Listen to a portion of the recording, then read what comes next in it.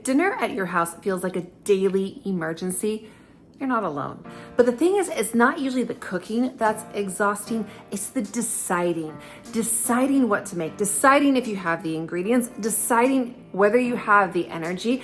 And when life gets busy, those decisions add up fast. That's why today I'm spending one afternoon filling my freezer with 10 meals so future me has fewer decisions to make and a whole lot less stress at 5 o'clock.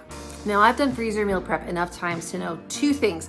Number one, it's never as pretty as it looks on Instagram.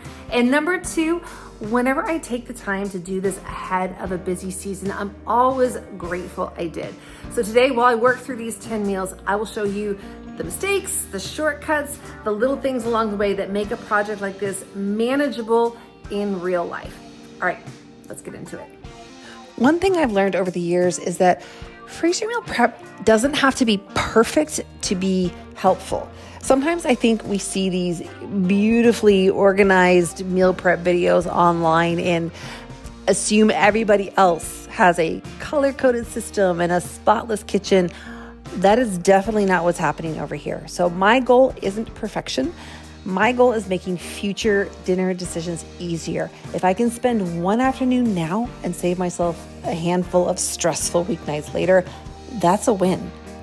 While we're on the subject of perfection not being the goal, so one of the recipes in this session was French dip sandwiches, and apparently the Texas heat had plans of its own.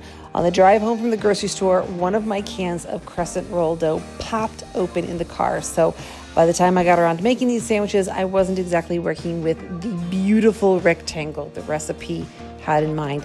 But we are not going to let a rogue can of crescent rolls derail this entire project. So sometimes you just got to smooth it out, make it work, and keep moving. And honestly, that ended up being the theme of this day.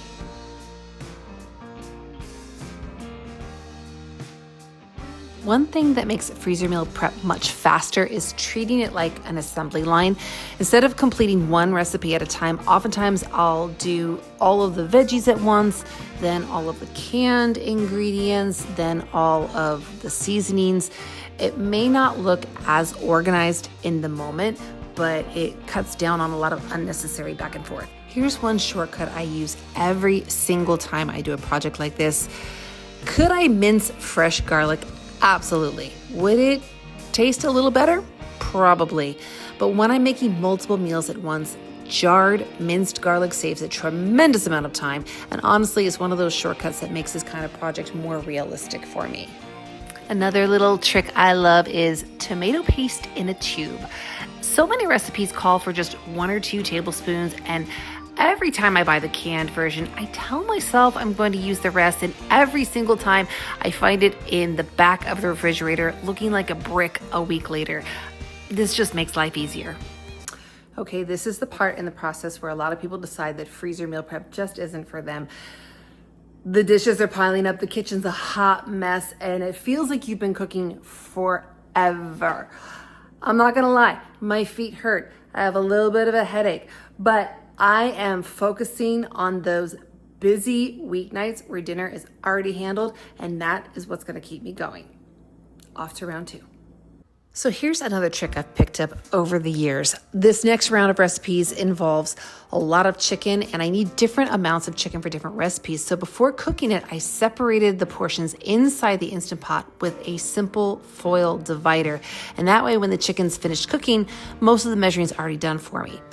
And when it comes time to shred it, I skip the forks and use a hand mixer. Now, if you find shredding chicken with 2 forks to be meditative, that's fine. I like the hand mixer because it's fast, it's easy, and it saves a surprising amount of time when you're working with several pounds of chicken. One thing I don't want to pretend is that freezer meal prep is free. It's not free financially, and certainly not in terms of time. So I started this project around 1 o'clock in the afternoon, and I wrapped up around 6:30. That is a significant chunk of time. But for me, it's less about saving time today and more about borrowing time from today and giving it to myself later when life feels busier. Well, that didn't go as expected. So I started this project at 1 o'clock. It is currently 6:30. My iPhone died it ran out of storage. I got interrupted more times than I can count.